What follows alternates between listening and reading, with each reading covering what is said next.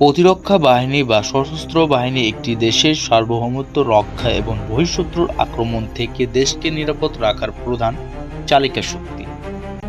বাংলাদেশের প্রেক্ষাপটে আমাদের প্রতিরক্ষা বাহিনী মূলত তিনটি প্রধান শাখার সমন্বয়ে গঠিত। আমাদের পার্শ্ববর্তী দেশ মিয়ানমার একইভাবে তাদেরও প্রতিরক্ষা ব্যবস্থা গঠিত। মূল বিষয় হলো কার অবস্থান কোথায় আছে। বাংলাদেশ এবং মিয়ানমার যুদ্ধে কোন দেশ বিজয় হওয়ার সক্ষমতা সবচেয়ে বেশি, বাংলাদেশের নাকি মিয়ানমারের?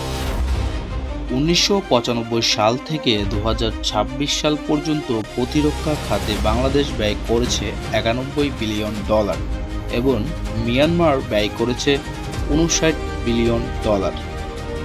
বাংলাদেশ সেনাবাহিনীর সদস্য সংখ্যা 2,04,000, ট্যাঙ্ক 320টি, আর্টিলারি 36 প্লাস 487টি, রকেট লঞ্চার 103টি।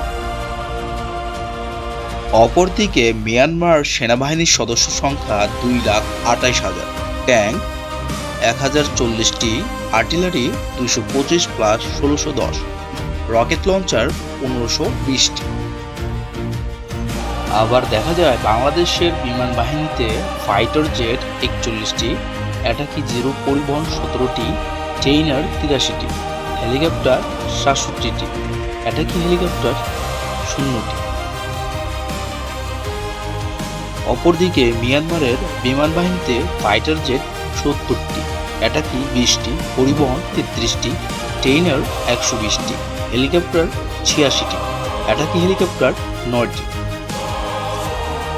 আবার বাংলাদেশের নৌবাহিনীতে সাবমেরিন 2টি, প্লাটোল 61টি। অপরপক্ষে মিয়ানমারের নৌবাহিনীতে সাবমেরিন 3টি, প্লাটোল 146টি।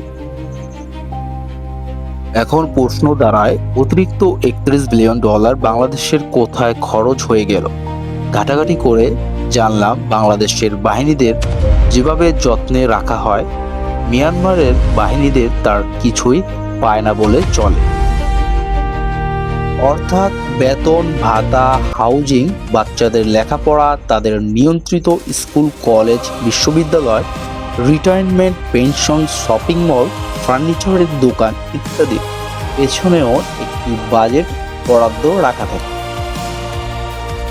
তবে মিয়ানমারের ক্ষেত্রে এমন ঘটনা আছে যে তারা তাদের গুরুত্বপূর্ণ প্রাকৃতিক সম্পদের বিনিময়ে রাশিয়া ও চীনের কাছ থেকে প্রতিরক্ষা সামগ্রী ক্রয় করেছে, যা এই বাজেটের মধ্যে অন্তর্ভুক্ত নাও হতে পারে।